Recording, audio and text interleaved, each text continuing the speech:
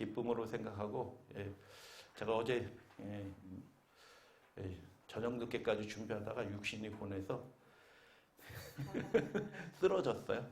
쓰러졌다가 아침 또 새벽에 일찍 일어나서 또 말씀 준비하고, 똑같은 말씀 안 드리고 이렇게 좀 정리해서 압축적으로 좀 전해드리려고 그렇게 왔습니다. 여러분 이 말씀을 들으시는데 잘 들으시고요. 좀 적으실 건 적으시고요. 주변 분들에게 좀 알려주시면 좋겠어요. 왜냐하면 하나님의 약속의 말씀인데요. 많은 분들이 모르고 있어요.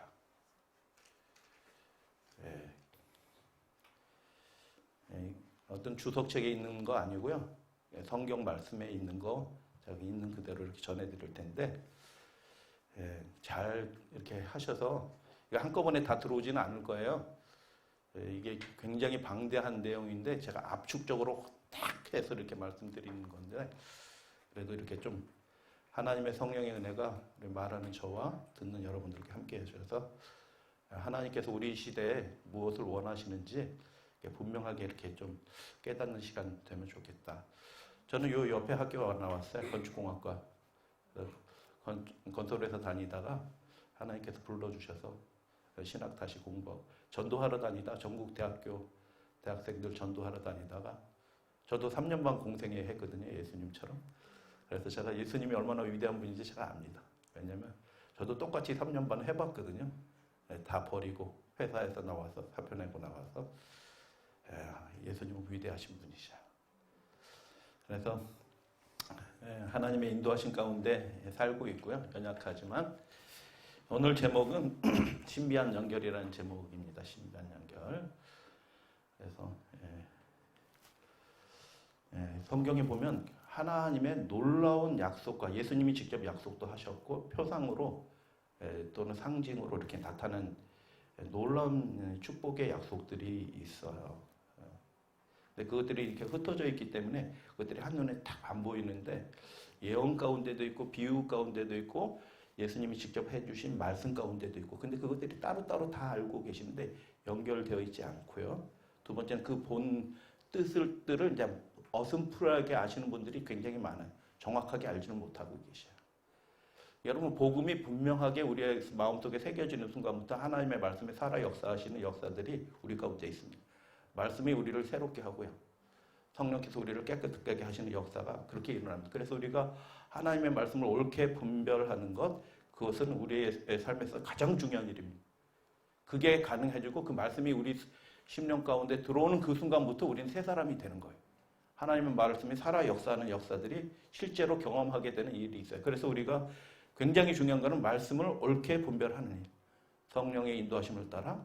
근데 마귀는 어떻게 할까요? 그게 뿌옇게 만드는 겁니다. 이게 진짜 같기도 하고 가짜 같기도 하고 뿌옇게 만들어서 이게 하나님의 뜻이 무엇인지 나에게 어떤 것을 기대하시는지 이것을 알지 못하게 만들어요. 그래서 오늘은 신비한 연결이라는 제목으로 그 하나님의 뜻에 대해서 우리가 함께 잠깐 이렇게 살펴보겠습니다. 제가 말을 좀 빨리 할 거예요. 왜냐면 이게 분량 좀 양해 좀 부탁 좀 드리고. 자, 우리 구약 성경의 요약이죠. 요한복음 1장 29절 보라 세상 죄를 지고 가는 하나님의 뭐다? 어린 양이로다. 근데 이 말을 누가 했어요? 모태로부터 성령의 충만함을 받은 딱 아는 겁니다. 여러분 진리의 영으로 충만하면요 그게 성령의 일인지 성령의 음성인지 아닌지 딱 바로 구분하게 됩니다. 그래서 사도 바울이 에베소 5장에서 성령의 충만을 받으라 이렇게 얘기하잖아요. 이게 필수적인 거예요. 모태로부터 예수님이 오셨는데 그 모태에서부터 알잖아요. 예수님이 오신 거 알고 뛰놀며 춤추는 그 요한이 예수님이 실제로 나타나시자 그 구약 성경의 모든 하나님께서 4,000년 동안 예언하신 그 모든 그 일들을 이루시기 위하여 나타나신 그분을 바로 딱 보여주고 아시고 그 모든 예언들을 한마디로 다 함축해서 뭐라고 말씀하시냐면 보라 세상 죄를 지고 가는 하나님께서 택하신 하나님께서 기름 부으신 어린 양이다 라고 딱 얘기해요. 그래서 어린 양에 관한 주제들은 성경 전체에 있어요. 창세기부터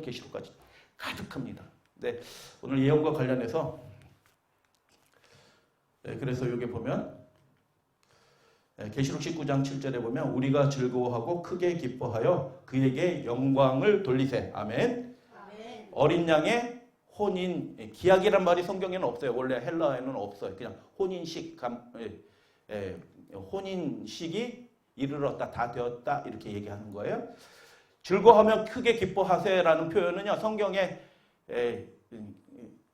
아주 적게 나와요. 근데 기뻐하고 즐거워하세라는 말은 다 누구와 관련돼서 나오는 표현이냐면 예수님과 관련돼서 나오는 거예요.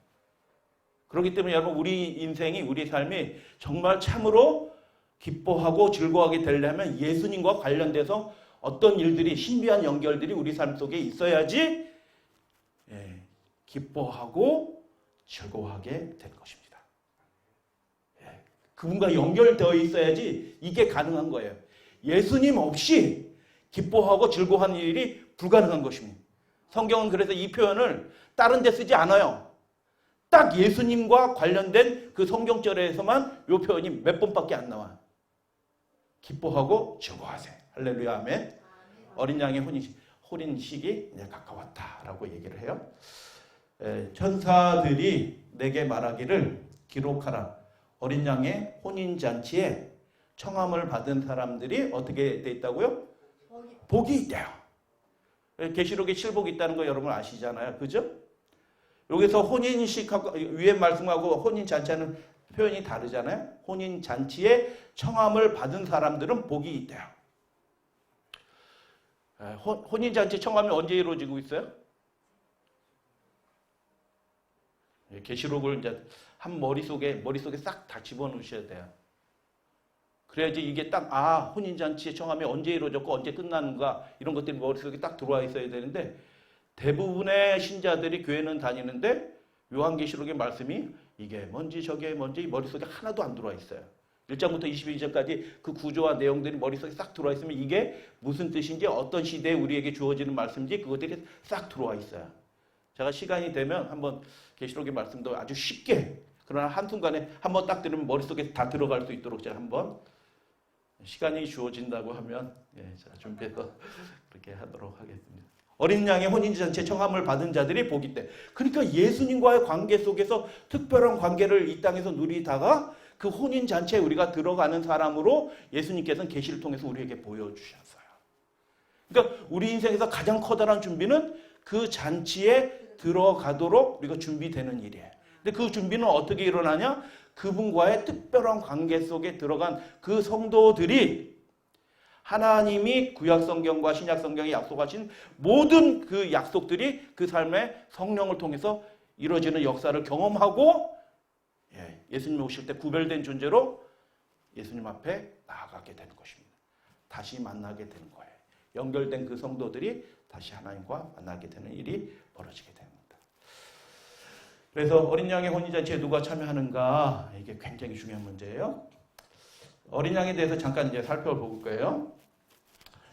우리 6월절 어린 양, 출애굽기 12장 6절, 이달 열 나흘까지 간직하였다가 해질 때 이스라엘 회중이 그 양을 잡고, 이렇게 얘기해요. 해질 때 양을 잡는다고 그랬죠. 6월절 어린 양. 해질 때가 몇 시예요?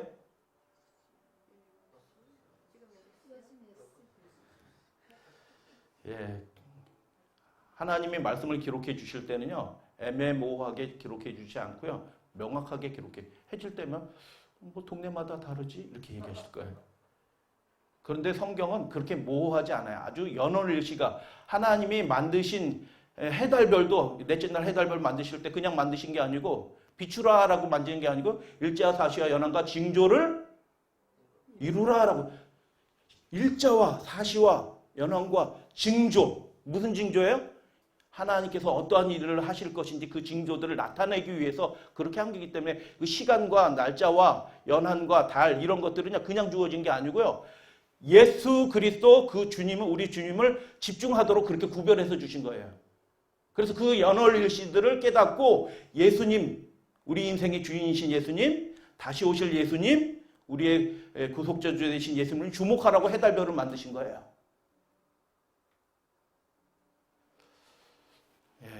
다 목적이 있게 만든 겁니다. 그래서 해질 때는 두 저녁 사이란 뜻이에요. 두 저녁 사이. 예, 두 저녁 사이. 헬라어로 벤 하르바인 이런 뜻인데 두 저녁 사이 이런 뜻이에요. 두 저녁 사이는 해가 기울기 시작한 12시, 해가 지는 유대식으로 6시. 그럼 두 저녁 사이는 몇 시?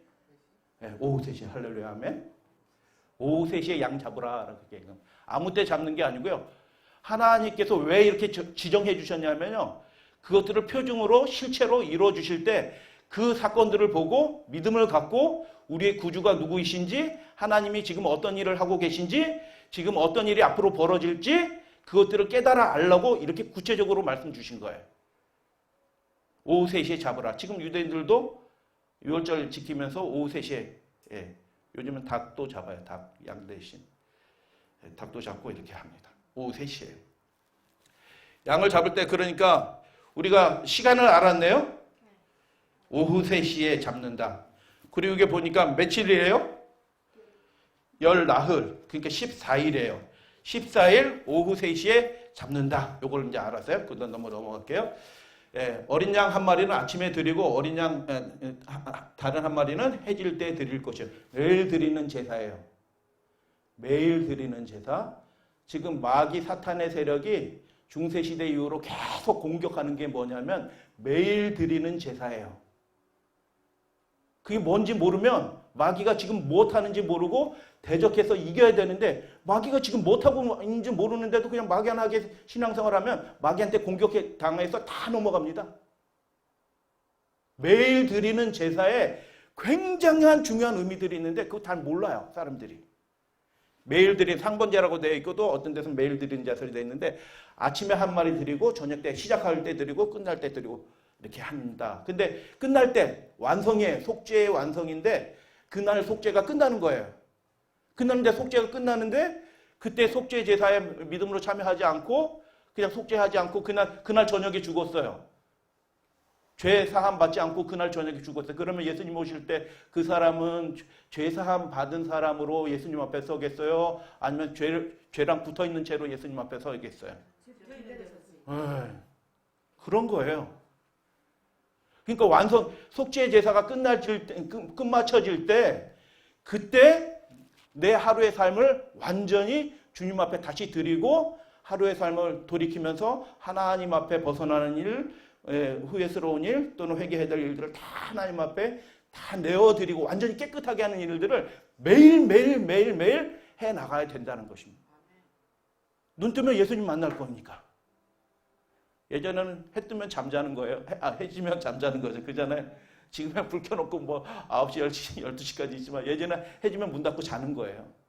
그러니까 이게 해질 때 이제 저녁 일과 저녁 먹고 다 끝나고 이게 주면 이제 해가 그날이 끝나는 거예요. 그래서 성경은요 하루가 언제 시작해요? 저녁이 되면 아침이 돼. 여러분 우리 성경에 2300 다니엘서 8장 14절 2300주의 예언이 있는데 2300주야가 번역이 틀린 거예요. 그랬어요. 원래 성경은 2300 야주예요. 밤, 낮 이렇게 돼 있어요. 하루가 그렇게 돼 있는 거예요. 예, 우리식으로 번역해가지고 낮밤 이렇게 했는데 성경은 밤낮 그게 하루예요. 그러니까 이게 해질 때 이렇게 딱 되면 다음 하루가 시작되기 전에 하루가 끝날 때쯤 이런 의미예요. 이해가 되시죠? 하루가 끝날 때쯤 끝나기 전에 나의 모든 삶을 하나님 앞에 결산하는 거예요. 매일매일. 할렐루야 아멘. 그게 상번제예요. 예수 그리스도의 희생을 나타내는 예수님을 안에서 그렇게 모든 삶을 하루하루 완전히 정결하게 사는 삶들을 이렇게 하면서 그렇게 살아가는 것이 예수님 만날 준비예요. 그래서 상번제도 해질 때 똑같이 표현이 되어 있어요. 몇 시에 잡아요? 오후 3시에. 하루 일과가 딱 끝나는 겁니다. 그때. 장도 그날 끝내. 지금 요즘 유대인들 장들도 오후 3시 되면 장파해요. 안식일을 언제부터 준비해요? 오후 3시 장파하면 다 끝나는 거예요. 그때부터는 이제 아무것도 매매도 안 해요. 오후 3시 다 끝나. 여러분 안식일 준비하실 때 예수님 만나기 준비하실 때 안식일 준비하기 될 때 되면 한 오후 3시 되면 세상 일들을 다 정리하시는 게 좋아요. 그게 하나님의 원칙이에요. 그리고 기쁨으로 하나님을 맞이하는 거예요. 준비된 채로 하나님 만나는 거예요. 그래서 오후 3시에 드린다. 우리가 이제 확인했고요. 너희는 출애굽기 12장에 보면 이스라엘 온 회중에 말할 때 이달 열흘에. 근데 그 양을 갑자기 잡는 게 아니고요. 미리 준비했다가 14일에 잡는데 사흘 전에 10일 날 준비했다가 그렇게 잡으라라고 얘기했는데 1월 14일 오후 3시에 잡는다라는 것을 우리가 살펴봤어요. 그러면 몇 년도라는 걸 알게 돼야 되잖아요. 우리 그것을 알기 위해서 누가복음 24장에 보면 예수님이 엠마오로 가는 두 제자에게 이렇게 나타나셔서 말씀하시는데 뭐라고 말씀하시냐면 이르시되 미련하고 선지자들이 말한 바 모든 것을 마음에 더디 믿는 자들이요. 예수님을 온전히 따르는 사람들이에요. 근데 예수님이 나타나셔서 사랑의 마음으로 책망하신 거예요. 왜 이렇게 더디 믿고 이렇게 더디 깨닫느냐 말씀하시고 그리스도가 이런 고난을 받고 자기 영광에 들어갈 줄을 어디에 기록해놨다고요? 모세와 모든 선지자의 글에 자세히 기록해놨다는 거예요. 근데 그거는 모르는 거예요. 여러분 예수님이 나타나셔서 이적을 통해서 나야 이렇게 얘기하지 않으시고요. 말씀을 풀어서 무슨 말씀을 풀었어요? 성경에 여러 군데 자세히 기록해놨던 예수 그리스도의 고난과 영광 받으심에 대해서 예언된 것들을 쫙 이렇게 설명을 하니까 그 말씀이 쑥 이렇게 들어오니까 벌써 마음이 뜨거워진 거예요. 아, 이렇게 된 겁니다. 우리의 삶을 변화시키는 것은 하나님의 말씀이에요. 그 말씀이 들어온 순간 인생은 다 달라지는 겁니다. 시리에 빠져서 내려가던 사람이 말할 수 없는 기쁨을 가지고 다시 예루살렘. 여러분 25리 뛰어보셨나요? 언덕길이에요. 근데 그거 아무렇지도 않아요. 쉬지도 않고 달려가서 다락방에서 예수님 사셨다! 이렇게 전파하는 거예요. 봐서 가는 게, 근데 예수님이 무슨 말씀 해주셨냐면 우리에게 이런 말씀을 해주셔서 하고 쫙 설명해 주는데 여러분 구약 성경에서 예수님이 어떠한 죽음을 당하시고 어떠한 영광을 받으실지 가장 선명하게 예언해 놓은 책이 무슨 책? 할렐루야 아멘. 다니엘 몇 장? 할렐루야 아멘. 그런데 마귀는요, 요 예언을 어떻게 하냐면 완전히 반대로, 제가 그것까지 말씀드리지 않아요. 신기하게 해놨습니다. 완전히 반대로 해석하게 온 신학을 다 오염시켜 놨어요. 그래서 자기에 대해서 자세히 설명한 것들을 우리가 잘 깨닫고 우리도 제가 일부를 전해드리는 거예요 오늘. 근데 그것들을 잘 없어도 이게 해서도 줄줄줄줄 이렇게 나올 수 있도록 푹 찌르면 줄줄줄줄 이렇게 나올 수 있도록 내 얘기처럼 그렇게 하실 수 있는 여러분들 되시면 감사하겠습니다. 그래서 다니엘서 9장 24절에 보니까 이렇게 되어 있어요. 예. 이것도 안 되고 이게 예. 육중 성취가 예언이 되어 있어요. 근데 이 말씀 읽으면서도요. 둘이 뭉치 예수님이 우리 위해서 죄 용서하셨구나. 이렇게만 알아들으면 아니에요. 그러면 하나님이 이렇게 계속 구별된 표현을 이렇게 하실 필요가 없어요. 다 각각의 따라오는 의미가 있는데 그냥 그 의미들을 모르니까 예수님이 우리를 위해 죽으셨구나. 이렇게만 알아듣고 그냥 마는 거예요. 아니거든요. 그래서 70일에로 내 백성과 거룩한 성을 위하여 기한을 정했는데 누가 정하셨어요? 하나님이 정하셨어요. 그때 그 일이 벌어지도록 딱 정하신 거예요. 준비된 자는 새로운 삶을 시작할 거예요. 근데 준비되지 못한 사람은 끊쳐질 거예요. 그 이야기들이 다 기록이 돼 있어요. 이게 엄숙한 겁니다. 하나님이 시간을 정해놨고요. 준비된 사람은 그 영광스러운 대열에서 새로운 출발을 하는 거고요. 준비되지 못한 사람은 끊쳐지는 거예요. 그 언약의 사역에서 끊쳐지는 거예요. 준비되어야 되는 겁니다. 그래서 우리가 하나씩 살펴볼게요. 허물이 마치며 죄가 끝나며 죄악이 개혁개정으로 되어 있는데 영속되며 영원한 의가 들으며 이상과 예언이 지극히 거룩한 자가 그 기름 부음을 받으리라. 이렇게 얘기했습니다. 하나씩 이제 살펴볼게요. 허물이 그치며 간단하게 설명드려요. 허물이 그친다는 것은 유대인들의 죄악의 잔이 찼다는 뜻이에요. 더 이상 죄가 계속 범하지 못하도록 그것들을 끊어내시겠다 이렇게 얘기해요. 이런 뜻이에요. 허물이 그치면 죄 용서라는 뜻이 아니에요. 계속 죄를 범하고 하나님께서 선지자들 계속 보내서 했는데 계속 그를 거부하고 쫓겨하고 죽인 일이 얼마나 오래느냐. 내가 다시 와서 너희를 암탉에 병아리가 암탉을 안듯이 거꾸로 됐네. 암탉이 병아리를 안듯이 이렇게 품으려 한 적이 며칠이냐 이렇게 얘기를 하시잖아요. 그죠? 그들이 뭐 했어요? 계속 보내신 거예요. 하나님이 선지자를 통해서 종들을 보냈는데 어떻게 잡아 죽인 겁니다. 하나님은 너무너무 좋으신 분이에요. 저 같으면은 끝장낼 겁니다, 이미. 근데 하나님은 끝장 안 내시고요. 아들을 또 보내셔요. 그게 악한 포도원의 품꾼의 이야기입니다. 다 예언과 비유와 말씀이 다 그분의 생애와 다 연결이 되어 있어요. 그래서 그들이 예수님이 마태복음 21장에 너희 집이 황폐와 버림받아 되고 이미 예언하셨어요. 근데 그 예언인지 못 알아듣는 거예요. 알려주셨어요. 근데 그 본 백성들은 예수도 버리고 계명도 버리고 못 알아듣고 있는 것입니다. 그래서 너희는 빼앗기고 그 나라에 열매 맺는 백성들, 새로운 하나님의 나라가 탄생할 것을 말씀하신 거예요. 그래서 허물이 그치며라는 이 표현은요, 하나님께서 굉장히 아픈 마음으로 기록한 예언이신 것입니다. 그들이 구원받지 못한다는 뜻은 아니에요. 그 은혜의 사역에서 끊쳐지고 새로운 백성들이 그 사역을 전 세계 땅끝까지 할 것을 예언. 죄가 끝나면 근데 이게요, 히브리어는 남성과 여성이 있어요. 성이 여성으로 하면 죄인데요. 요거를 남성으로 이해하면요, 속죄죄가 돼요. 다른 의미가 돼요. 그래서 요 표현은 무슨 뜻이냐면 속죄죄가 끝나며 이런 뜻이에요. 그러니까 의미가 완전히 다른 거예요. 그냥 성경 읽는 대로 이 죄가 끝나면 이게 무슨 뜻인가? 이 죄 뭐 이렇게 한 게 아니고 속죄죄가 끝나면 이렇게. 어떻게 끝나요? 속죄죄가? 예수님이 십자가에 달려 돌아오는데 그 실제 속죄 희생이 되심으로 표상적으로 드린 그 일들을 더 이상 할 필요가 없게 된 거예요. 그래서 다니엘서 9장 27절에 그가 누구예요? 기름 부음을 받은 자 그 왕이 일어났고 그리고 그 일의 절반에 제사와 예물을 금지할 것이며 그렇게 딱 되어 있는 거예요. 속죄죄가 끝난다는 거죠. 죄가 끝난다는 거 아니에요. 죄악이 영속되면 이게 이 개념들을 모르니까요. 성경 번역자들이 막 헷갈리면서 번역을 하는 거예요. 계시록 가면 그런 일이 더 많아요. 이 개념이 없으니까 번역이 막 정신이 없어요.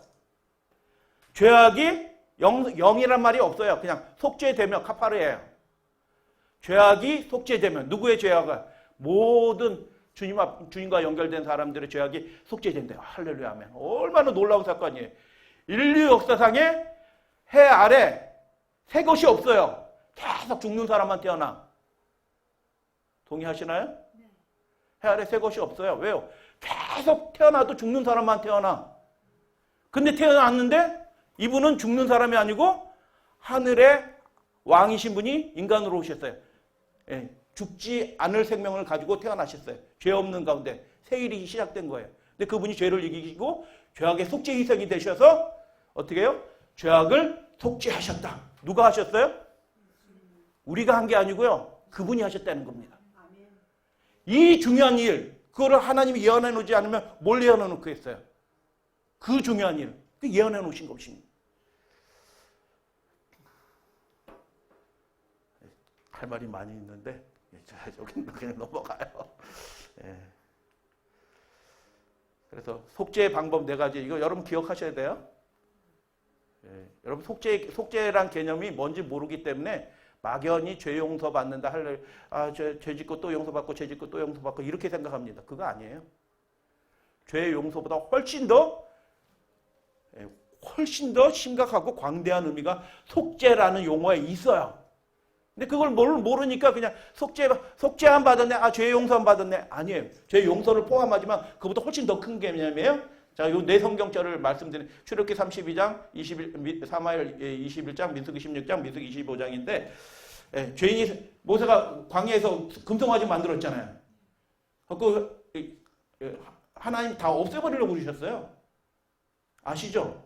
너로 다시 시작하겠다 하고 하나님 이스라엘 백성을 구원하신 이스라엘 다 끝내려고 하셨어요. 근데 모세가 하나님 앞에 다시 올라가면서 뭐라고 얘기하냐면 내가 너희를 위하여 속죄하러 올라가노라 이렇게 얘기해요. 속죄. 근데 속죄하러 올라간다고 하면서 올라가서 뭐 해요? 제사 드려요? 모세가 올라가서 제사 드리던가요? 속죄하러 위해서? 아니요. 하나님 앞에 나서 자기 자신을 드리는 거예요. 하나님, 저를 생명책에서 제 이름을 지워버리시고 이들은 사하시옵소서. 생명책에서 끊어내는 거예요. 속죄는요. 죄의 속죄라는 개념이 정확하게 아셔야 되는데 죄의 대가를 치르는 거예요. 속죄라는 건요. 죄의 대가, 손해를 입혔는데 어떻게 해서 속죄가 돼요? 아이 괜찮아. 속죄 손해 입힌 사람이 아이 괜찮아. 이렇게 하면 되는 거예요? 갚아야 되는 거예요. 죄의 삭은 그게 속죄예요. 그래서 대가를 치르는 거예요. 생명체에서 끊어지는 거예요. 근데 누가 대신 끊어져요? 예수께서 버림을 받으신 겁니다. 둘째 사망의 그 해 가운데 떨어지셨어요. 하나님 아버지가 영원전부터 완전한 관계에 있던 분이 그 관계에서 끊어져서 단절돼서 잘라짐을 받아서 죽음에 던져주신 것입니다. 사무엘하 21장에는 기브온 백성에 관한 얘기거든요. 기브온 백성이 아시죠? 출애굽해서 들어갈 때 이스라엘 하나님에 대해서 압도당해가지고 뭐 낡은 옷 입고 뭐 이렇게 해가지고 저희들이 먼 나라에서 해서 우리들이 종노릇 하겠습니다. 저희들을 죽이지 마시고 받아주세요. 하고 받아줬잖아요. 그 언약이에요. 언약인데 뭐 여차 성경이 자세히 기록되지 않았지만 사울왕 시대에 어떤 일이 벌어졌냐면 그 기브온 족속을 학살했어요. 사울왕이. 근데 대들 수가 없어요. 종노릇하는 사람들이 그 나라의 왕이 죽였는데 뭐 대들 수가 없는 거 막 억울한 거예요. 억울한데 왕조가 바뀌었네요. 누가 왕이 됐어요? 다윗 왕이 됐어요. 그러니까 기본 대표들 살아남은 대표들이 와서 우리가 이렇게 억울한 일을 당했습니다. 근데 그 일이 벌어지기 전에 다윗 왕조에 3년 기근이 일어납니다. 그 의로운 왕이 통치하는데 3년 기근이 일어나요. 왜 그러냐면 억울한 일이 해결이 안 되고 그 속죄가 이루어지지 않으면 기근이 와요. 계시록에 그런 상징들 표현들이 많이 있어요. 그 죄의 문제가 해결되지 않으면 언약 저주가 임하는 겁니다. 의의 왕이 통치하더라도. 죄를 해결하셔야 돼. 그러니까 우리가 예수님 다시 오시기 전에. 그래가지고 이렇게 해서 그러면 그때 다윗 왕이 뭐라고 하냐면 내가 너희를 위하여 어떻게 속죄하여야 이 저주가 우리에게서 떠나겠느냐? 이렇게 물어봐요. 어떻게 속죄해야 되냐? 내가 너희를 위하여. 그때 기본 족속들은 뭐냐면 사울왕의 아들들 주라 우리가 목매 나라서 죽이겠다. 내어줍니다. 그래서 속죄가 이루어지는 겁니다. 그래서 속죄는요. 적절한 보상이 치러지는 거예요. 대가가 치러지는 겁니다. 죄 용서랑 비슷해요? 개념이? 다르죠? 세 번째, 민수기 16장 14절. 음행의 죄가 빠져요. 마귀가 그렇게 합니다. 거짓을 해서 다 해서 선지자를 통해서 음행의 죄에 빠지게 만들어가지고 가난에 결국 못 들어가게 만들어 죄 가운데 이렇게 떨어져요. 하나님 연병의 진노를 해서 막 죽어가고 있어요. 그때 모세가 예수 그리스도의 표상이에요. 모세가 형보다 제사장은 성전 안에 있어야 돼요? 성전 밖에 있어야 돼요? 성전 안에 있어야 되는데 형보다 제사장보다 아론한테 명령합니다. 형이라고 얘기하잖아요. 아론이라고 해가지고 어떻게 해요? 빨리 향로를 가지고 성전 안으로 들어가야 되는데 향로를 불을 붙여가지고 그 거룩한 향로에 불을 붙여가지고 어디로 가요? 저주받아서 죽어간 사람들 사이로 달려가라 이렇게 얘기하는 거예요. 달려가가지고 죽은 자와 산 자 사이에 섰더니 멈춰지는 거예요. 속죄가 이루어지는 모습이에요. 예수님이 그렇게 한 겁니다. 마귀가 우리를 죽음의 형벌로 해서 우리를 삼키려고 하는데 죄의 삭스 예수 그리스도께서 막아선 것입니다. 그래서 속죄가 이루어지는 거예요. 속죄는 공짜가 아니에요. 그 저주의 연병의 저주, 죄의 저주를 진 하나님의 자비가 섞이지 않는 그 진노의 저주를 죄인이 받아야 되는데 음행의 죄, 하나님을 버리고 불신하고 원망한 그 죄인들이 받아야 되는데 누가 대신 받아요? 예수님이 대신 받는 표상이야. 대제사장이신 예수님이 딱 받는 표상입니다. 끝나고 제가 한번 물어볼게요. 성경 쳤던 몇 개들 잘 기억하시나? 한 번에 이게 딱 다 들어오지는 않아요. 그런데 여러분 자꾸 반복하셔야 돼요. 이게 복음의 핵심이고요. 하나님이 말씀해 주신 마지막 시대 준비의 우리의 삶의 모습들이에요. 자, 네 번째. 그런데 어떤 일이 벌어졌냐면 유명한 족장의 아들이 백성들이 뭐 형제들 죽고 뭐 아버지도 죽고 누구도 죽고 막 곡소리가 나는 거야. 그 회막 앞에 모여가지고 막 이렇게 통곡하면서 가슴 치면서 그 죄악을 슬퍼하면서 그 형제들의 죽음을 슬퍼하면서 막 있는데 그 정도 되면 어떻게 다 회개해야 돼 이제 하고 이제 다 정리하고 새로 해야 되는데 그럼에도 불구하고 유명한 족장의 아들이 그 이방 족장의 딸을 데리고 장막으로 들어가서 음행을 하는 거예요. 그때 이 모세는요 사람이 좀 이렇게 유한 것 같아요. 성경 읽다 보면. 그러니까 저거 봐라, 저거 봐라. 아론도 저거 봐라, 저거 봐라. 그런데 아무도 시키지 않고 하나님도 말씀하지 않는데 아론의 손자 누구? 비느하스가 그 출애굽기 1장에 족보가 나오는데 갑자기 족보가 갑자기 출애굽기 족보가 중간에 갑자기 뻑겨 들어 있어요. 다 이유가 있습니다. 거의 비느하스로 끝나요. 비느하스로 영원한 제사장이. 비느하스가 시키지도 않는데 가가지고 창으로 해가지고 그 음행하는 남녀를 꿰서 죽이는. 그때 하나님이 뭐라고 얘기했냐면 비느하스가 나의 그 질시 그 마음으로 저들을 죽여서 속죄를 이루었다 이렇게 하나님이 말씀하셔요. 그래서 속죄라는 뭐냐면 교정 불가능한 죄인 끊임없이 회개를 거절하고 그 죄와 떨어지기를 분리되기를 거절하는 죄인을 하나님께서 끝내시는 걸 그게 속죄예요. 속죄하였다 이렇게 얘기하는 겁니다. 그렇기 때문에 속죄는 십자가에서 끝나는 게 아니에요. 속죄의 희생이 드려졌고요.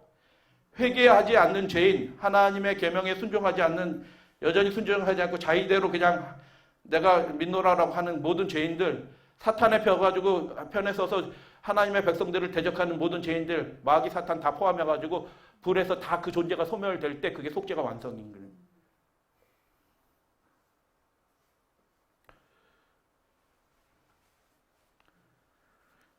그런데 다니엘서 9장 24절의 6중 성취에 뭐라고 예언되어 있냐면 죄악이 속죄되을 거다. 이게 속죄 희생이에요. 1차.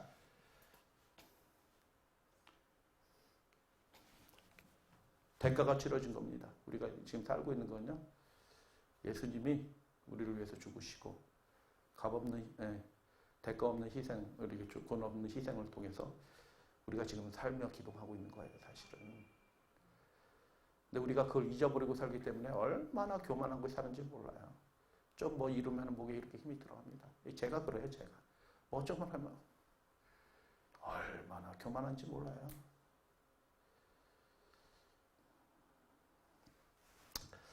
그래서 가죽옷 얘기도 참 은혜스러운 얘기인데 넘어갑니다. 네, 그래서 십자가를 통해서 이루어지고요. 그 속죄하지 않은 죄인들은 이제 죄를 제거하는 겁니다.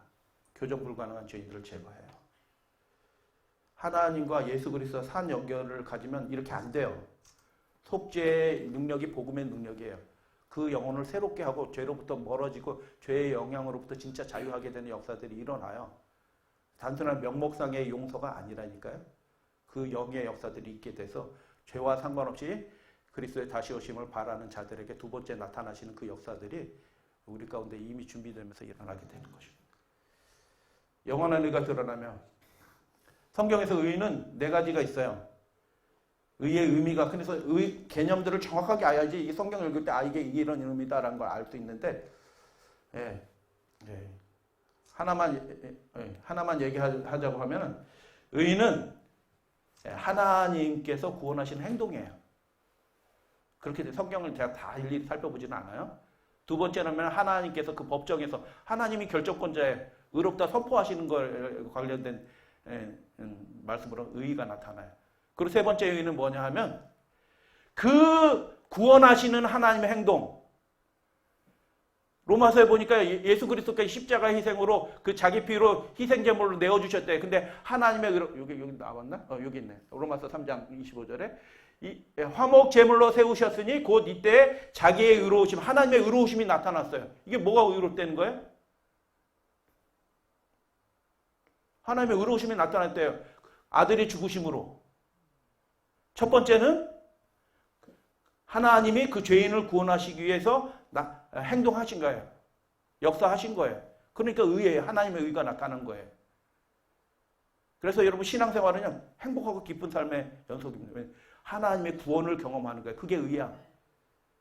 하나님 배고파요. 근데 다 챙겨주셨어요. 그 의예요. 의를 경험한 거예요. 내가 해결하지 못한 거를 하나님이 해결해 주셨어. 그 의야. 그런 경험 많이 하시죠? 그게 다 하나님의 구원의 경험, 그게 우리 의의 경험이에요. 그래서 그것을 위해서 구하셔야 돼요. 의에 줄이고 목마른 자는 이미 복이 있어요. 저희가 배부를 것이며. 그래서 그래서 세 번째는 뭐냐면 그 의를 하나님 구원의 행동에서의 선포하시는 의를 경험한 사람들은 반드시 그 삶 속에서 나타나는 반응이 있어요. 그래서 하나님의 의를 이루고 하나님이 날 구원하셨는데 살려주셨는데 자기도 다른 사람을 살려주려고 합니다. 그게 그 사람에게 의가 되는 거예요. 손을 내미는 거예요.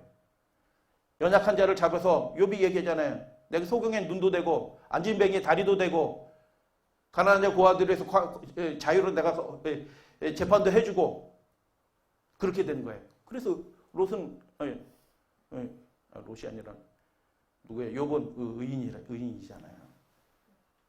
욥. 그게 반응으로 나타나는 거예요. 그래서 여러분 은혜 받았는데 계속 죄 가운데 있다? 그건 은혜 아닙니다. 은혜가 은혜 된 게 아니에요. 은혜 받으면요. 로마서 5장에 말씀하신 것처럼 죄가 통치하는 것처럼 죄가 통치한대요. 로마서 5장에. 죄가 통치하는 것처럼 이제 하나님 예수 그리스도를 믿음으로 은혜가 통치한대요. 죄가 물러가는 겁니다. 실제적인 거룩한 경건의 역사들이 있게 되는 거예요. 하나님을 기쁘시게 하는 순종이 점점 일어나는 거예요. 그래서 의가 드러났다. 하나님 구원하시는 그 위대한 예언된 성취가 십자가를 통해서 딱 드러나게 된 겁니다. 이상과 예언이 하며 예언 이상 이렇게 해서 선지자를 통해서 기록된 예언들이 이제 성취되었다. 그게 이제 구약의 여러 예언들, 창세기 3장부터 시작해서 예언들이 이제 성취되었다라고 그렇게 얘기하고 마가복음 1장 그 갈라디아서 4장들을 보면은 때가 참여라고 하는데 무슨 때가 찼다는 거예요? 그 예언된 때가 일어났다는 겁니다. 예언된 때. 그 예언하신 일을 하나님께서 하셨다는 뜻이에요. 그래서 7,700일에 2,300주야. 지극히 거룩한 이가 기름 부음 받으리라. 근데 우리 이제 성경을 전문적으로 연구하시는 분들은 이미 다 알고 있는 내용들이에요. 거룩한 이가 아니고 이라는 말이 없어요. 거룩한 곳이에요. 번역 완전히 오역입니다. 거룩한 곳이라는 의미예요. 코데시라는 이 말은 사람에게 쓰인 성경에서 한 번도 사람에게 쓰이지 않아요. 거룩한 곳이에요. 성소, 지성소를 가리킬 때 쓰이는 말이에요. 그럼 지극한 거룩한 곳이 기름을 받으리라 얘기하는 그 성소 봉사가 시작하기 전에 제사장들이 가서 기명 다 기름으로 닦고 촛대 닦고 막 다 완전 깨끗하고 제사장 다 기름으로 정결케 하고 관을 씌우고 그리고 그 다음에 제사를 드리는 거예요. 그래서 지극히 거룩한 그 성소는 어디 있는 성소예요? 예수님이 그 보혈의 피로 하나님 앞에 나와서 하늘 성소 봉사가 시작될 것이다. 시작된다. 그분을 통해서 이 약속의 말씀이에요. 그래서 이렇게 요약하게 되고요. 그래서 6가지인데 7번째는 하게 되면 이거예요. 속죄가 이제 끝난다. 그 계시록 19장에 나오는 얘기예요. 그 이후로 이제 20장, 21장에 불로 소멸하는 얘기들이 나오는데 속죄가 이제 끝나는 얘기가 누구에서 속죄가 끝나요? 예, 그건 맞는 말씀인데 좀 이제 우리 배웠으니까 속죄에 대해서 배웠으니까 누구에서 이제 속죄가 완성이 돼요? 끝나요? 예, 하늘 성소에서 속죄의 봉사를 하시는 대제사장이신 예수 그리스도에서 속죄가 끝나요. 어떻게 끝나요? 그 속죄의 중보를 마치시고 나오시면서 이제 끝나는 거예요. 그리고 끝나고 완성이 어떻게 되냐면 그 죄인들을 다 불로 소멸함으로써 이제 속죄가 끝나는 거예요. 소멸할 때 누가 소멸해요? 예수님께서 그분의 권세로 심판하는 권세를 받으신 그분께서 하시는 겁니다. 그럼 몇 년에 드려졌는지 이거 살펴볼게요. 아까 1월 14일 오후 3시라고 말씀을 드렸어요. 그러므로 너는 깨달아 알지니라 예루살렘을 중건하는 영이 날 때부터 기름 부음을 받은 자 곧 왕이 일어나기까지 7일회와 62일회가 지날 것이 그 일회의 절반에 언제? 일회의 절반에 제사와 예물을 금지할 것이다 라고 그렇게 얘기했는데 예루살렘 중건하는 영 457년 나와요. 에스라 7장 7절. 그리고 일의 절반은 그래서 487년인데 계산해보면 이제 457년에서 일의 절반 해서 마지막 일회가 27년에서 34년 시작이 되는데 연일 원칙에 의해서 31년에 일의 절반에 메시아가 끊어짐으로 끊어졌다는 얘기는 무슨 뜻이냐면 그냥 죽으셨다는 뜻이 아니에요. 그 끊어졌다는 표현을 잘 이해를 하셔야 되는데 하나님이 저주를 내리셨다는 거예요. 여러분 누가 저주받았어야 되죠? 죄인인 우리가 저주받았어야 되는데 하나님의 아들이신 분이 흠없는 아들이신 분이 대신 저주를 받으심으로 끊어진 겁니다. 하나님의 은혜 가운데서. 우리는 은혜에 붙어있게 됐고 또 오히려 그 일들을 예언하신 거예요. 그래서 연도가 나오네요. 몇 년? 31년 딱. 그래서 AD 31년 몇 월 며칠? 1월 14일 몇 시? 오후 3시에 그분이 딱 그 죽음을 당하실 것을 예언을 해놓으신 거예요. 그래서 이건 이제 다 초기 교회 탄생 중요한데 제가 이제 설명드릴 거예요. 마태복음 27장 46절 다 같이 읽겠습니다. 시작. 하나님이 버리셨어요. 끊어내신 거예요. 하나님의 아들. 그래서 속죄가 이루어진 겁니다. 대가를 치르신 거예요. 누가 대가를 치르셨어요? 하나님께서 대가를 치르셨어요. 그리고 그 대가의 은혜를 우리가 대신 받은 거예요. 그러니까 은혜가 은혜가 된 거죠. 얼마나 감사한 일인지 몰라요. 사실은. 그래서. 근데 메시에 마태는 그걸 잘 알고 기록했는지 모르고 기록했는지 성경은 참 오묘한 책이에요. 그 짝이 신기하게 딱 맞아. 몇 시에 돌아가셨다고요? 제9시쯤에. 네, 제9시쯤에 운명하셨어요. 근데 제9시는 몇 시예요? 3시. 오후 3시.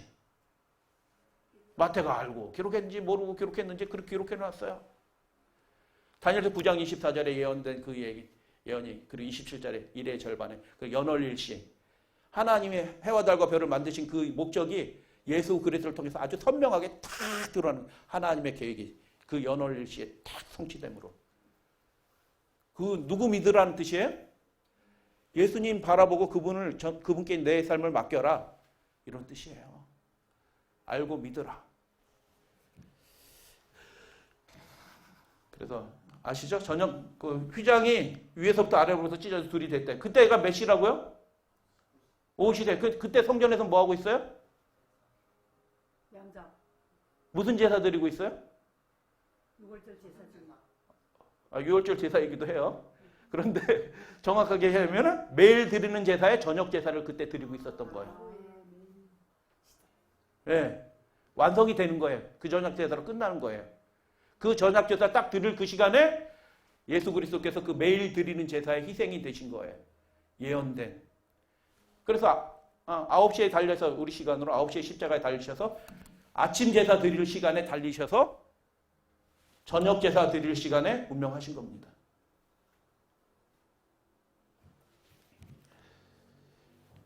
이거 누가 봤어요? 휴장 찢어진 거. 제사장 봤어요. 그 소문이 벌써 확 나고 그 두꺼운 천이 이렇게 두꺼워져 사람의 힘으로 찢어진 게 아니에요. 기계로 해서 찢어지는 것도 아니고 가위로도 자를 수도 없어요. 이런 천이 아니라니까요. 이렇게 두꺼워요.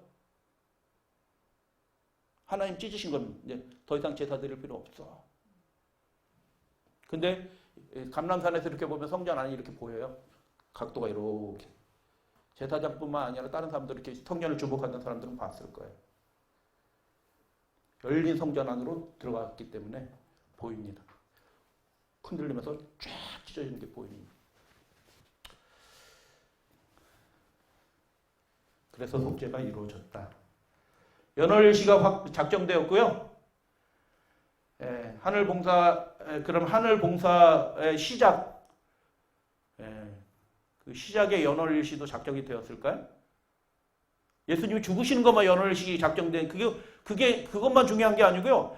이제 하늘 성소 봉사 시작해가지고 마귀를 완전히 가다놓고 복음을 땅 끝까지 전파하고 실제적으로 각 사람마다 성령의 역사를 통해서 실제적인 경건의 능력들이 불일도 일어나는 성령의 역사가 일어나는 그 첫 하늘 성소 봉사가 시작된 그것을 하나님이 예언해 놓으셨을까요? 해어 놓으셨어요. 그래서 지극히 거룩한 곳이 기름 부음 받으리라라는 이 얘기는 그 표현이에요. 하늘 성소 봉사가 시작된다. 그 해에 시작된다는 건 이제 대충 이제 이 말씀을 통해서 이제 이해가 됐는데, 그러면 그 해에 몇 월 며칠 몇 시에 시작되냐? 하늘에서 이렇게 물어보면 뭐라고 대답하실까요? 그러니까 여러분, 예수님 승천하셔서 하늘에서 뭐 하셔요? 이제 고생하셨으니까 좀 쉬세요. 좀 맛있는 거 드시고 찬양도 받으시고 좀 쉬세요. 하늘에서 뭐 하셔요? 예수님 돌아가서 2000년으로 돌아가서 예수님 승천하신 다음에 뭐 하셨어요? 중보가 하신다고 다들 그렇게 얘기해요. 개신교도 그렇게 하고 천주교도 그렇게 얘기하고 다 그렇게 얘기해요. 틀린 얘기 아닌데요. 정확한 얘기도 아니에요. 언제 시작하셨는가 잠깐 살펴볼게요. 먼저 그거 살펴보기 전에 히브리서 8장에 바울은 봤어요. 하늘 몸 밖에 있는지 안에 있는지 모르면서 3층 하늘까지 끌어올려서 그 하늘의 영광들을 바울은 봤거든요. 그러니까 이 땅의 것들이 배설물로 보이는 거예요. 아무것도 아닙니다. 그런데 거기에 뭐냐면 대제사장이 하늘에 있다. 그리고 또 뭐가 있다? 2절에 보니까 성소와 참 장막이 있다. 상징이 아니고요. 실제로 있는 겁니다. 이 표현이 있다라는 표현이 여러 가지 표현인데 알레티노스로 바울이 진짜 본 사람이 써놓은 거예요. 알레티노스. 이건 뭐냐면 있네 이겁니다. 진짜 있네 이거. 있네 이런 뜻이에요. 그래서 상징이 아니고요. 실제로 있는 겁니다. 있어. 뭘로 돼 있는지는 몰라요. 근데 있어. 바울이 봤어요. 그래서 있다. 알레티노스. 정말 최고의 강조의 표현을 쓴 거예요. 이거 있어. 제사장이 실제로 봉사하는 거예요. 누구를 위해서? 우리가 준비되도록 어린 양의 혼인잔치에 참여할 수 있도록. 그래서 그분과 산 연결을 가질 때만 준비되는 거예요. 그냥 교회 다닌다고 준비되는 게 아니고요. 진짜 연결을 갖게 될 때 우리가 준비되는 거예요. 그분 없이는 준비 안 돼요. 목사가 준비시켜주는 것도 아니에요. 어떤 유명한 부흥사가 준비시켜주는 것도 아니에요. 각자가 그 은혜를 붙들어야 되는 겁니다. 그 은혜의 공로가 조건 없이 주어져요. 구하는 자에게. 그래서 그걸 뭐라고 얘기하냐면 네 글자로 구하는 자에게 조건 없이 주어져요. 거지복음이에요. 왜 거지복음이에요? 내게 없는 걸 구하는 거예요. 내게 있으면 내가 어떻게 해서 할 거지. 근데 내게 없어. 그러니까 구하는 거예요. 나쁜 뜻이 아니고 그래서 거지복음이에요. 그 성령의 능력, 죄의 뿌리를 살아버리는 거룩한 능력이 내 안에 없어요. 의지로 되지 않아요. 훈련으로 되지 않고 연습으로 되지 않아요. 오직 하나님의 거룩한 영의 역사를 통해서만 이루어지는 겁니다. 그래서 그걸 구하라 이런 얘기하신 거예요. 구해야 돼요. 왜요? 내게 그게 하나도 없어요. 누구한테 배워서 되는 게 아니에요. 내가 그분과 산 연결을 통해서 그 역사를 경험해야 되는 거예요. 그래서 봉사가 그냥 막연한 봉사가 아니고 예수님이 진짜 봉사하고 계시는 거예요. 우리를 위해서. 그러니까 우리는 그분이 진짜 나를 위해서 그 일들을 하고 계신다는 걸 생생하게 믿음으로 받고 그것들을 위해서 기도하고 우리가 준비돼야 되는 거예요. 그러면 실제 있는 것처럼 그 경건의 능력이 실제 우리의 삶에 있게 된다는 겁니다. 이게 막연한 게 아니고요. 진짜 그게 일어난다는 거예요. 알레티노스. 진짜라니까요. 그래서 하늘 봉사가 언제 시작되었는가? 오전 강의는 요거로 그냥 마칠게요. 그러면 진짜 있다는 것을 말씀드리고 레위기 8장 33절 위임식은 시작. 다 같이 봉독해요. 시작. 위임식은 이래 동안 행하나니 위임식이 끝나는 날까지 이래 동안은 회막문에 나가지 말라. 제사장 바로 그냥 성막 지어놓고 시작하자 하고 제사 드리는 게 아니고요. 먼저 제사장이 준비되는 거예요. 준비되면서 제사장 준비하면서 성전에 기명 다 바르고 깨끗하게 하는 일이래. 기름으로 닦아내는 거. 그래서 기름 부음을 받으라. 아까 다니엘서 9장 24절에 6번째 성취 있잖아요. 지극히 거룩한 곳이 기름 부음을 받으리라.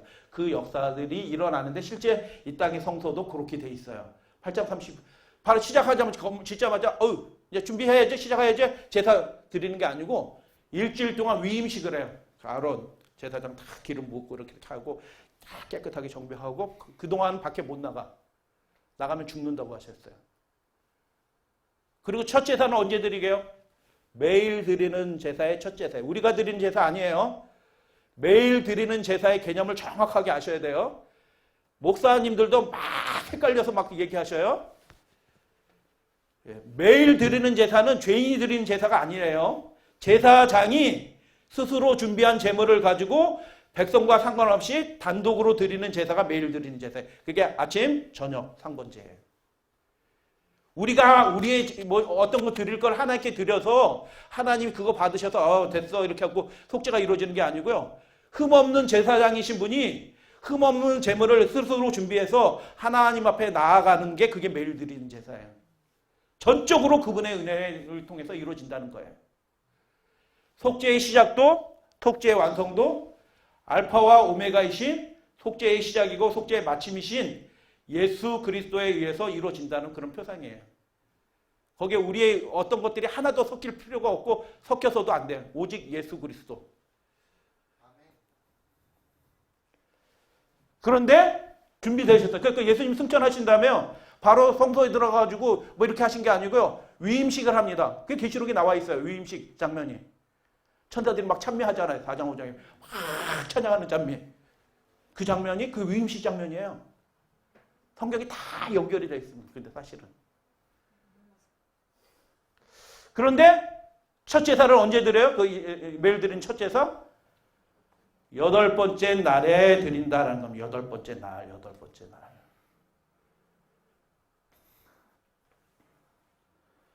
그러면 우리가 무엇을 알게 되냐면 제8일 오전 9시에 하늘에 올라가신 예수님께서 첫 제사, 매일 드리는 제사의 복로, 우리를 위한 속죄의 능력이 우리에게 임하도록 하는 그 첫 제사를 하늘로 승천하신 다음에 제8일 그리고 오전 9시에 첫 제물을 드린다. 요거까지를 알게 되었어요. 그러면 연도는 언제예요? 아까 나왔잖아요. 31년. 거기 나와 있어요. 그 31년 승천하신 다음에, 그러니까 승천을 언제 하셨는지 알아야겠네요. 그러면 승천하신 다음에 그 8일 때 9시니까 승천하신 승천한 기준을 알아야지. 승천하신 다음에 제 8일 9시에 딱 드리니까 그때가 언제인지 딱 알 거 아니에요. 그죠? 그러니까 40일 만에 승천하시고. 근데 그거 제가 설명드릴 거예요. 예, 감사합니다. 근데 그거 제가 정확하게 설명드릴 테니까. 승천하신 때만 기준점에 8일이에요. 누가가 사도행전과 누가복음을 기록했는데 누가가 시간을 표현하는 요거 말고도 많이 있어요. 제가 사진 이렇게 읽다 보면 누가가 괜히 이렇게 표현한 거 아니구나. 그 시간을 표현하기 위해서 그렇게 표현한 거예요. 근데 그냥 그랬구나 이렇게 넘어가는 분들이 대부분인데 시간을 표현하기 위해서 그 거리와 때를 표현을 하는 때가 있어요. 자, 누가복음 24장 13절 그날은 언제예요?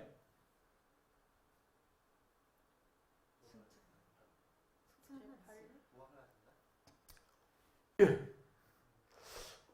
우리 뒤에 계신 우리 코디해 주신 우리 선생님 부활하신 날이에요. 첫째 날이에요. 일요일이라고 얘기하시면 안 돼요.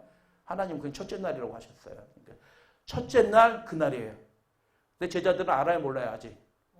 모르는 사람들이 많아요.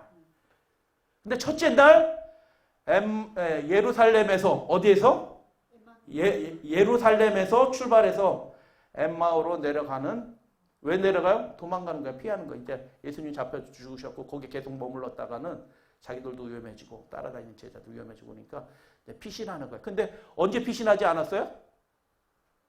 금요일날 잡아가고 막 했는데 안식일날 피신하지 않았어요. 여러분 이거 굉장한 표현입니다. 사실은. 그들이 대실망을 경험했는데요. 그들은 안식일날 도망가지 않아요. 말씀 안에서 딱 있는 겁니다.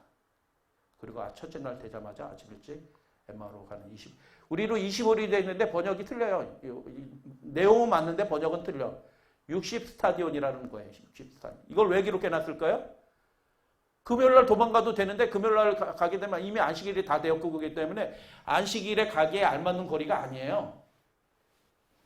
그래가지고 엠마오로 가야 되는데 도망가지 않고 안식일 지키고 주님 안에서 그래도 두려운 마음이 좀 이렇게 안식하고 그 다음에 아침 일찍 때 첫째 날 되면 다 이렇게 내려간 겁니다.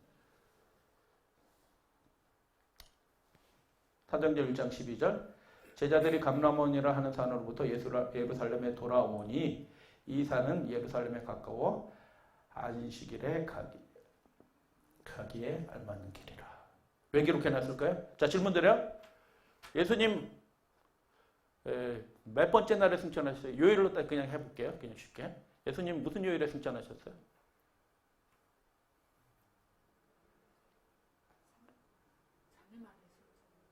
아니, 3일 만에 부활하셨고. 첫째 날에 승천하신 것 같아요? 누가가 기록했는데요. 그날을 안식일이다 이렇게 기록한 겁니다. 누가 표현이에요? 안식일에 승천하셨어요. 제가 이제 다 결합해서 딱 해서 보여드려요. 약간 헷갈리지 않아요. 이게 누가는 이 날이 예수님이 공중에서 제자들을 보이시는데 들림을 받고 구름이 가려서 다시 오리라 하신 그 경험, 그 날이 안식일이다라는 걸 표현한 거예요. 예수님은 안식일날 승천하셨어요. 언제 다시 오실까요? 안식일날. 저는 안식일날 오실 거라고 믿어요. 뭐 증거들이 있어요? 자, 오전 이제 5분 남았는데 오전 강의 요거로 이렇게 마칠게요. 자, 어린 양이 속죄의 희생이 되신 어린 양, 완전한 속죄의 희생이 되신 어린 양이 금요일 오후 3시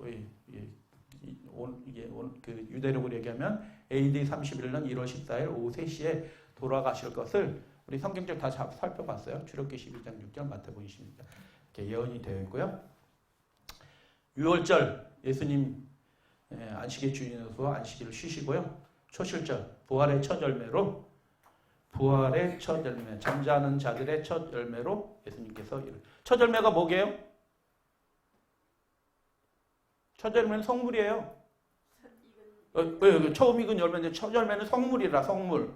누구에게 드려야 돼요? 하나님께 드려요. 첫 열매가 달렸다는 뜻은 무슨 뜻이에요? 다음 열매도 계속 열린다는 뜻이에요. 예수님이 부활의 첫 열매로 거룩한 열매로 하나님께 드려지고 그리고 그에 따라서 붙은 자들이 같이 열매로 다 맺혀져서 하나님의 앞에 드려지게 될 것이다. 그거는 절기의 약속이에요. 초실절, 그래서 초실절, 첫 열매의 절기에 드려. 예수님 부활해서 고린도 15장 20절에 그 말씀이 나와 있어요. 첫 열매로 드려질 것이다.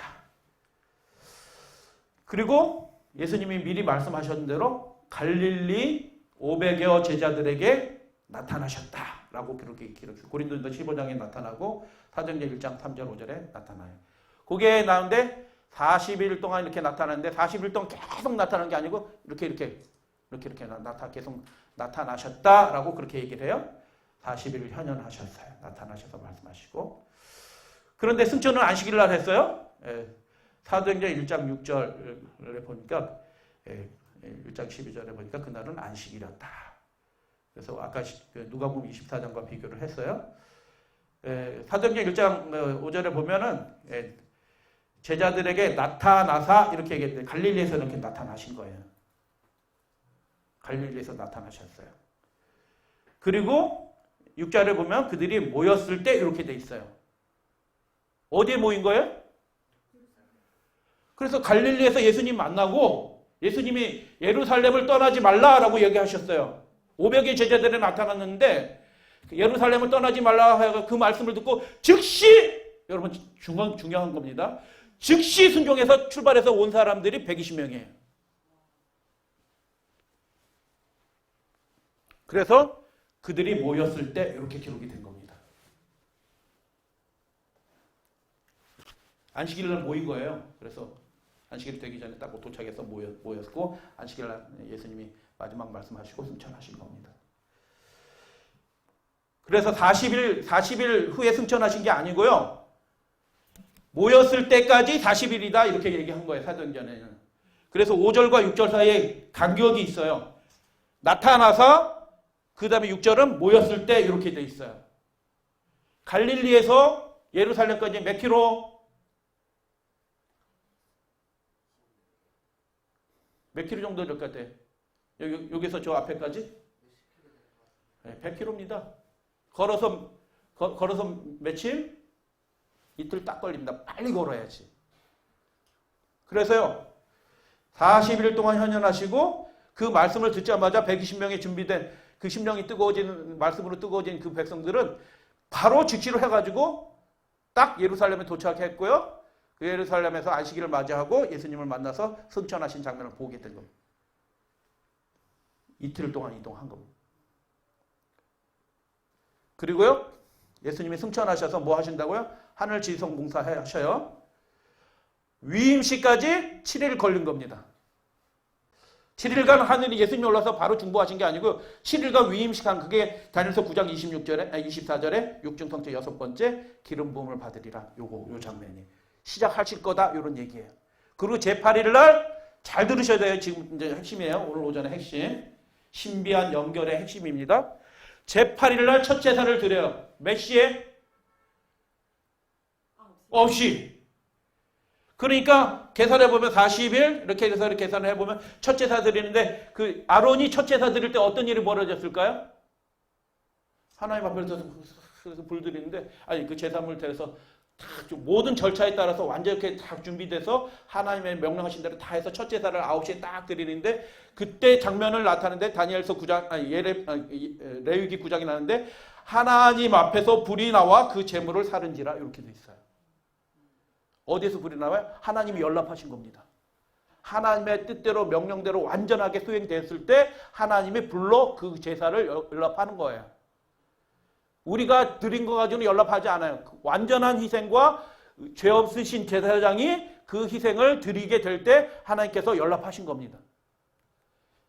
자, 그래서 그 시간이 언제냐 하면 사도행전 2장과 우리 살펴본 대로 2장 15절을 보니까 AD 31년 3월 6일 오전 9시에. 그런데 이것이 초실절로부터 며칠?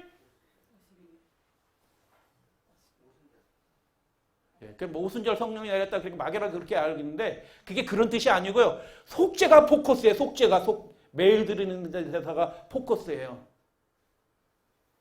그래서 계산해 봤더니 50일. 그래서 AD 31년 50일째 되는 AD 31년 3월 6일 오전 9시에 첫 제사가 딱 드려졌고요. 그때 하나님이 예수 그리스도의 완전한 희생의 제사를 연락하셔요. 불로 연락하셔요. 불로 연락하신 그 불이 어떻게 돼요? 이 땅에 기도하는 그 제자들에게 동시사건으로 잘 기억하세요. 동시사건으로 임하는 거예요. 아멘 해주셔도 되는데. 아멘. 잘 들으세요. 하늘과 우리 사이가 멀리 있는 게 아니에요. 예수님이 첫 제사 드리는 그때 하나님 불로 연락하신 그 동시에 준비된 그 예수님과 연결된 사람에게 동시에 불로 성령이 임하는 겁니다. 동시 사건이에요. 하늘과 이 땅이 멀지 않아요. 문 열면 예수님 재림하시는 거예요. 그 우주를 제가 설명드릴 수 없어요. 하나님의 세계는 그렇게 돼 있습니다.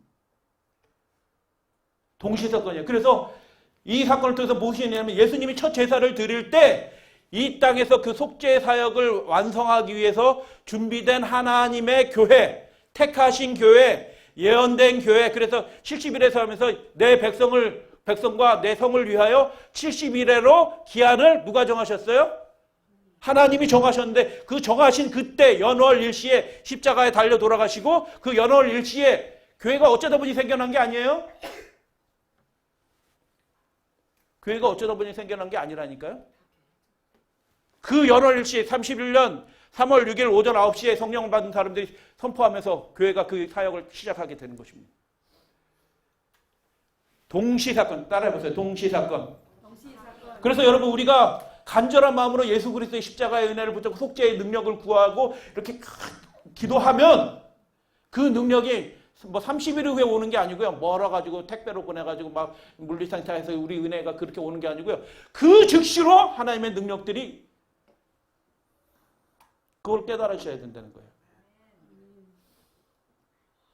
그게 예수님과 연결된 사람이고 어린 양의 혼인잔치에 들어간 사람들은 그 능력의 비밀들을 아는 거예요. 그래서 계시록에 보니까 복음을 비밀이라 이렇게 얘기한 거예요. 왜 비밀이에요? 그 설명해서 아는 게 아니에요. 경험해서 아는 거니까. 죄의 문제가 있어요. 내 삶에 구원이 필요해요. 내 힘으로 해결할 수 없어요. 나를 도와줄 사람도 없어요. 근데 그 모든 문제를 다 해결하실 분이 있어요. 구하는 겁니다. 그러면 어떻게 해요? 그분의 의의 능력이 우리에게 즉시로 임해서 구원을 경험해요. 그게 뭐예요? 우리의 삶의 의가 되는 것입니다. 이거 안 보고 쭉 그리시고 성경지를 써놓으시고 이렇게 하실 수 있으셔야 돼요.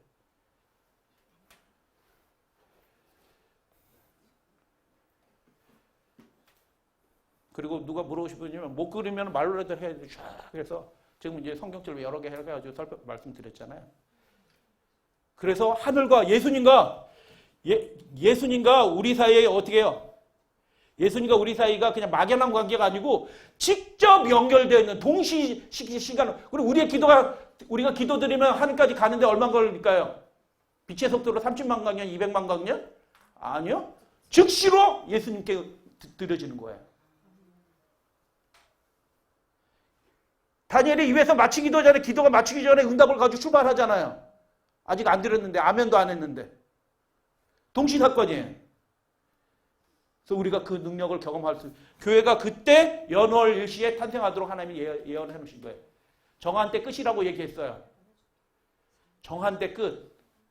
그 사역을 완성하면서 하늘 성소 봉사가 시작할 때 이 땅에는 그 봉사하고 맞물려서 그 일들을 역할을 할 하나님의 택하신 교회가 탄생하도록 하나님이 이렇게 예언해 놓으신 거예요.